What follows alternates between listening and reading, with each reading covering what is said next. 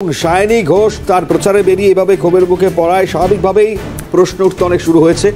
প্রচারে বেরিয়ে যেভাবে ক্ষোভের মুখে পড়তে হলো সায়নী ঘোষকে, একেবারে সেই জায়গায় স্পষ্টই ক্ষোভ উগরে দিয়ে মানুষজন বলছেন সেখানকার রাস্তা, পানীয় জল নিকাশি কোথায়।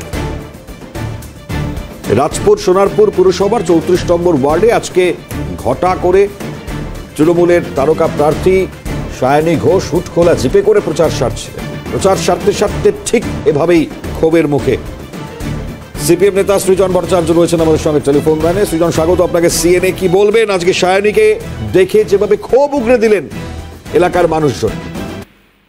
বছরের পর বছর নিষ্কর্মার মতো থেকে গেলে, কোনো কাজ না করে চুরি ডাকাতিতে মন দিলে, রাস্তা করেনি, পানীয় জলের অবস্থা খারাপ, নিকাশির অবস্থা খারাপ, আলোর অবস্থা খারাপ, প্রচারে বেরিয়ে আমিও তো নিত্যদিন এই অভিযোগগুলোই শুনছি। এই কারণে প্রত্যেকবার জেতা এমপি পাল্টাতে হয়। ভোট লুট করে প্রমোটিং, তোলাবাজি, এর উপরে দাঁড়িয়ে আছে তৃণমূল। সোনারপুর রাজপুরে মানুষের যা ক্ষোভ, যা রিয়াকশন হওয়ার ছিল, আজকে সেটাই বর্ষিত হয়েছে তৃণমূল প্রার্থীর উপর। আমি নিশ্চিত উনিও বুঝতে পারছেন যে তৃণমূল ওনাকে এই সিটে দাঁড় করিয়ে আসলে বিপদেই ফেলে দিয়েছে। সৃজন, আপনিও তো প্রার্থী, যাদবপুর থেকে লড়বেন, তো স্বাভাবিকভাবে কি মনে হয় আপনার, মানে আজকে এই ছবি আমরা দেখতে পাচ্ছি সায়নীকে নিয়ে, আজকে এই ছবিটা আমরা সায়নীকে নিয়ে দেখতে পাচ্ছি, মানে এর আগে শাসকের তরফ থেকে যে ছবিটা সামনে এসেছিল সেই আপনি মনে করতে পারবেন যে শিবলিঙ্গে জল ঢেলে সায়নী প্রচারে নামছেন, সেই ছবিটা খুব ভাইরাল হয়েছিল।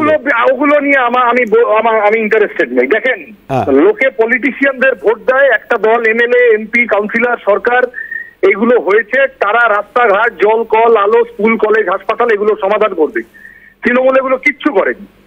ফলত মানুষের ক্ষোভ, আমি সিপিআইএম প্রার্থী হিসেবে যেখানে যাচ্ছি মানুষ দাঁড়িয়ে বলছেন যে দয়া করে তৃণমূলকে তাড়াও, এবারে আমরা চাই যে আমাদের এই জীবনের যন্ত্রণা সমস্যার সমাধান হোক। তৃণমূল তোলাবাজি করছে, চিটিংবাজি করেছে, গুন্ডামি করেছে, মানুষকে ভোট দিতে দেয়নি, এবং মানুষের যে কাজ, মানুষের যে পরিষেবা পাওয়ার কথা সেইগুলো কিচ্ছু করেনি। ফলত আমি আবার বলছি, তৃণমূল প্রার্থী, আমারও খারাপ লাগছে, উনি হাজার হোক যাই হোক প্রতিপক্ষ, এরকম অভিজ্ঞতার মধ্যে না গেলেই হয়তো ওনার পক্ষে ভালো হতো, কিন্তু মানুষের স্বতঃস্ফূর্ত অভিজ্ঞতা ওনাদেরও একটু টের পাওয়া উচিত। তৃণমূল সাজিয়ে গুছিয়ে প্রচারবার করছে, মিছিল বেরিয়ে গেলে মানুষ যা বলছে সেই মিছিল সম্পর্কে এবং সেই মিছিলে থাকা লোকগুলো সম্পর্কে, সেটা সায়নী ঘোষদের শুনতে ভালো লাগবে না। তৃণমূল কংগ্রেস তোলাবাজি করে এতদিন চালিয়েছে, ফলে রাজপুর সোনারপুরের রাস্তার কাজ হয়নি, প্রতি পদক্ষেপে প্রতিটি পরতে দুর্নীতি। ফলত উনি আজকে যা দেখেছেন, উনি আজকে যা ফেস করেছেন, এটা আজ নয় কাল হওয়ারই ছিল। উনি বরং খানিকটা স্টক টেকিং করুন যে কাদের নিয়ে উনি ভোটে লড়তে নেমেছেন। ঠিক, সৃজন, অনেক ধন্যবাদ আপনাকে।